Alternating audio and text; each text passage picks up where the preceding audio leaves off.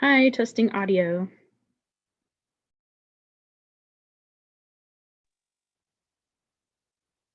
Sounds good. I've been keeping myself muted.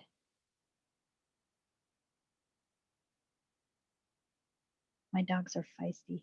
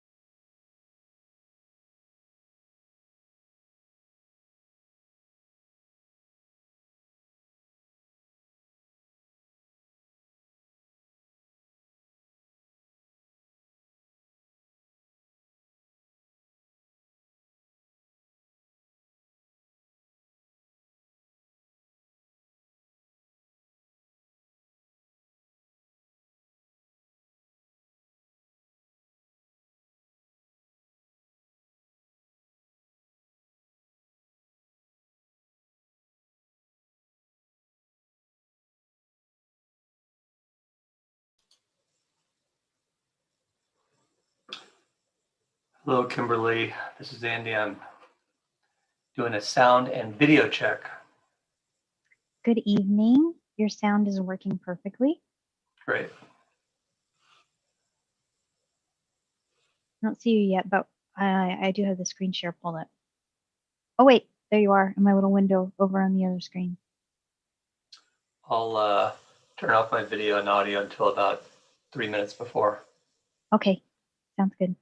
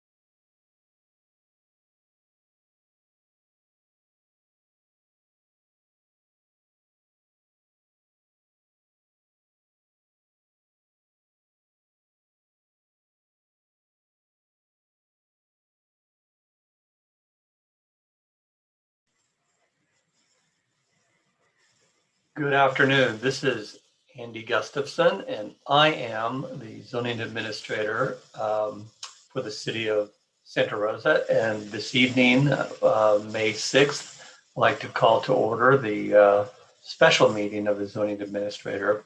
This is a virtual meeting. It will be conducted in the same manner as all our public meetings are held.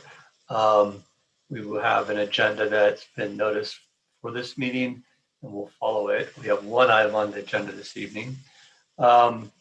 Before we get into the meeting itself, I just want to review the protocol or the way that the meeting will run in the Zoom meeting. For those of you who aren't familiar, during the course of a meeting, you'll be invited to comment, and if you so wish, if you're participating by Zoom, you'll press the hand icon and you'll be recognized by the hearing secretary and you'll be able to speak. You'll only be able to be heard though if you unmute yourself. So please remember that. And then there may be some of you, none appear so now, to have called in, but if somebody does, they will press *9 to be recognized and to comment. As we will always do before the start of a public meeting, we allow the public to comment on any matter that's not on the agenda. If you do wish to comment, please raise your hand or press *9 now, and you'll be recognized for 3 minutes. I'm looking at our 4 attendees who are present. I see no one wishes to comment at this point. I'll give it a moment and allow somebody to find the icon should they need to.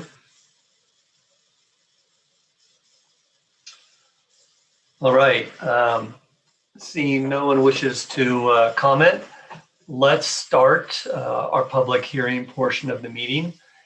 Before we have the first item, I do want to say that any matter that is acted on this evening, approved, denied, or conditionally approved, may be appealed. And we have a 10-day appeal period, 10 business days.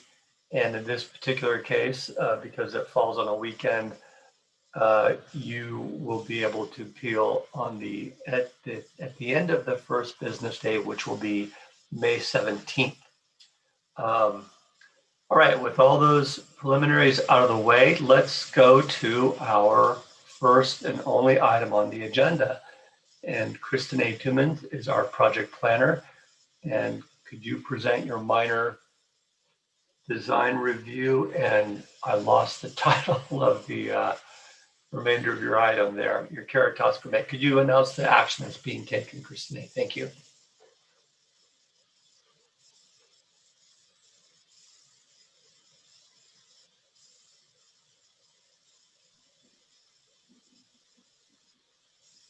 Thank you, Mr. Gustafson. This is Kristen A. Tumian, Senior Planner, and the item tonight is it's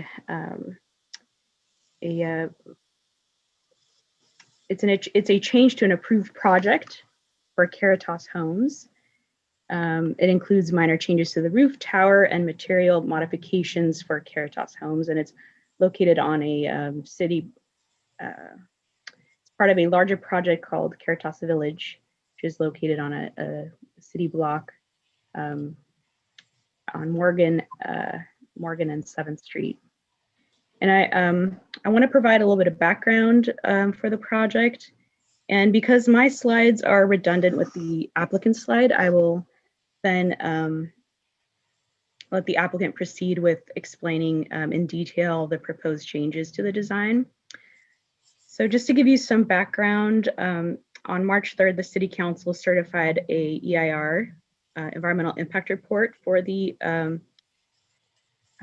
project, which included an amendment to the general plan, a specific plan amendment, a rezoning. They approved a tentative map, and they approved a minor use permit for the shelter that's part of the overall project. Caritas Homes included two different residential towers with a total unit count of 126 units plus 2 units for managers. On August 6th, 2020, the city held a joint Cultural Heritage Board and Design Review Board meeting in which the Cultural Heritage Board approved a landmark alteration permit to allow for the demolition of the buildings that were on the site and allowed the construction of Caritas Homes. The Design Review Board approved the proposed design, and the reason it went before the Design Review Board and the Cultural Heritage Board at a joint meeting is because it's a downtown project. And the reason we're having a special meeting tonight is because there is a policy whereby downtown projects should be heard no earlier than 5 o'clock in the evening to allow for participation from the public. Staff is recommending approval of the revised changes. The applicant is prepared to discuss what those changes are with their slideshow. So let me share that now. Will you be controlling the switching of the slides? Yes. Okay, great. Okay, so would the applicant like to commence their presentation? I assume, Christina, you concluded your part. Yes, thank you.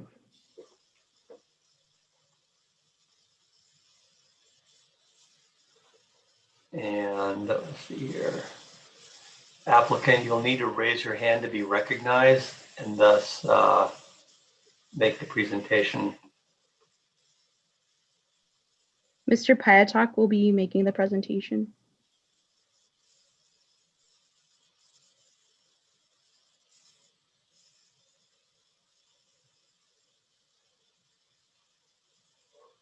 Okay, Mr. Piatak, we're waiting for you to click on the hand icon and you'll be recognized. Christine, I just wanted There to let you know, it looks like your presentation is the one that we see on the screen. Can you hear me? Yes. Oh, okay. The presentation should include some roof plans. Christina, do you have the most recent one that we sent to you? Yeah, there it is. This is the plan as originally approved, the roof plan. And it basically was a flat roof. And you can see in those sort of bluish gray edge conditions along Morgan and along the side that faces the Caritas Center, those were cantilevered cornices. They had soffits and beams underneath them. They were decorative cornices. And we found that as we evolved the design, we could achieve those same cornices in an easier way and in a way that would allow us to put the future photovoltaic cells on a sloped roof.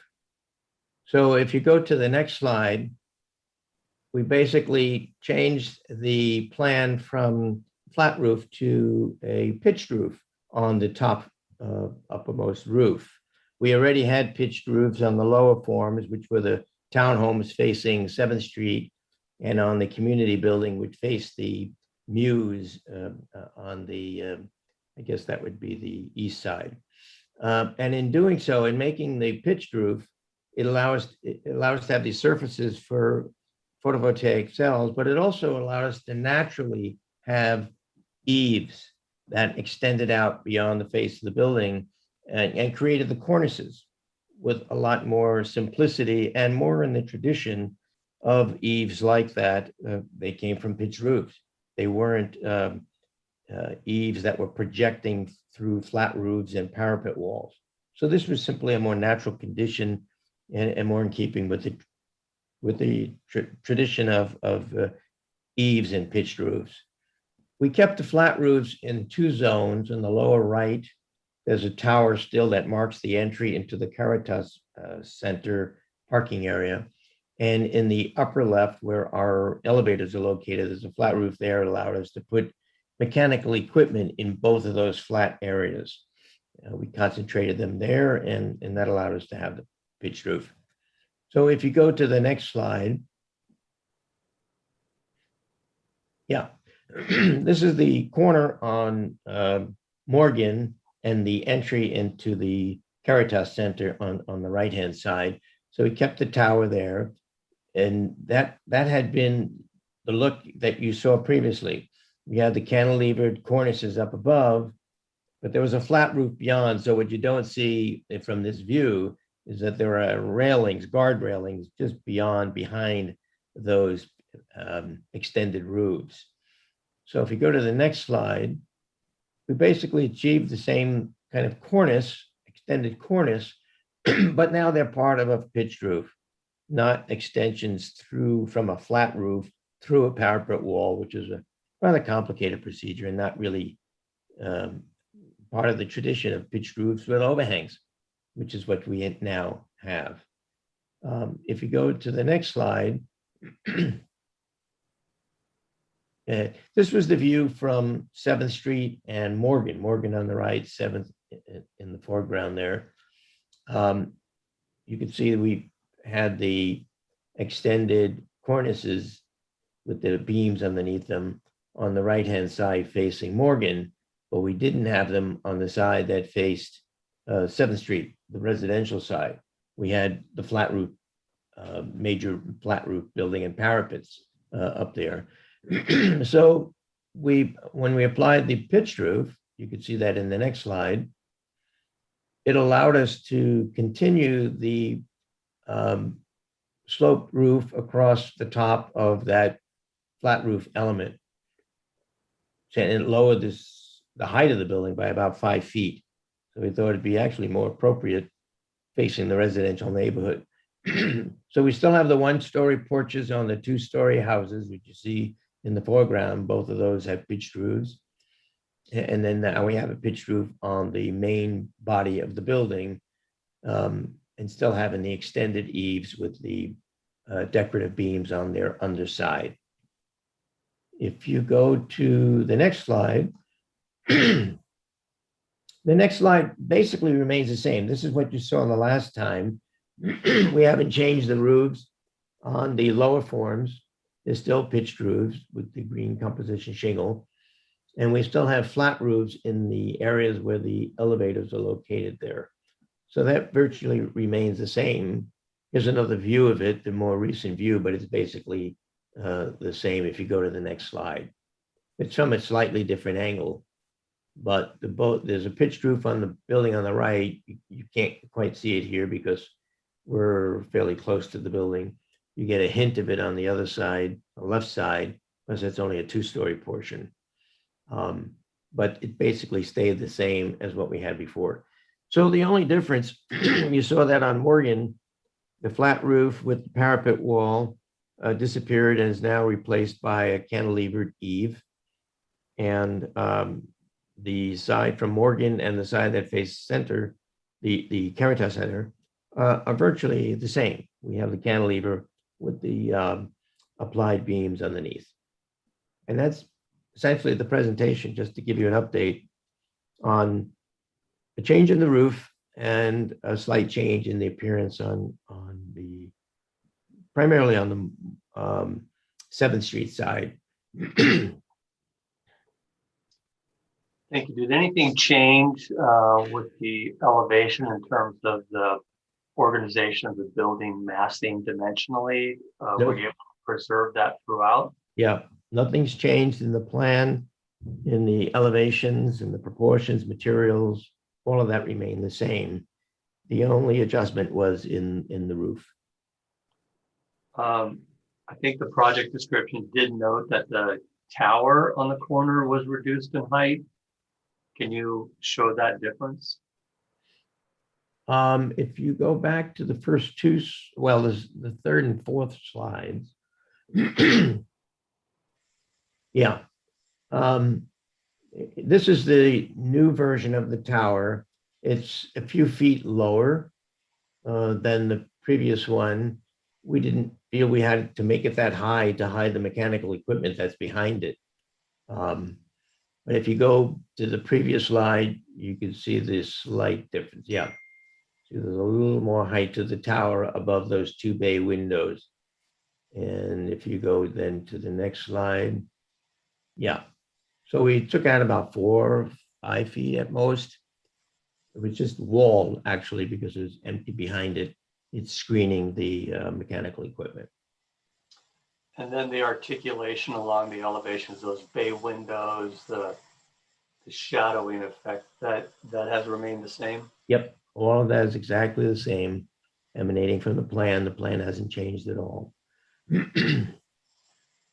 Okay. Any other aspects of this you wish to provide information out about at this time? No, that's it really. Okay. Just Thank you. changing the roof. Mhm. All right. Now it's time to close the public portion of this meeting, and excuse me. Now it's time to offer opportunity for the public to comment if they so wish. If you do, please raise your hand and you'll be recognized.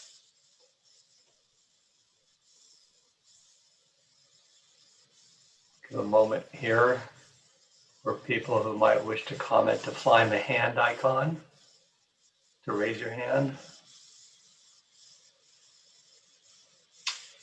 It appears no one wishes to comment, so I'll close the public portion of the meeting.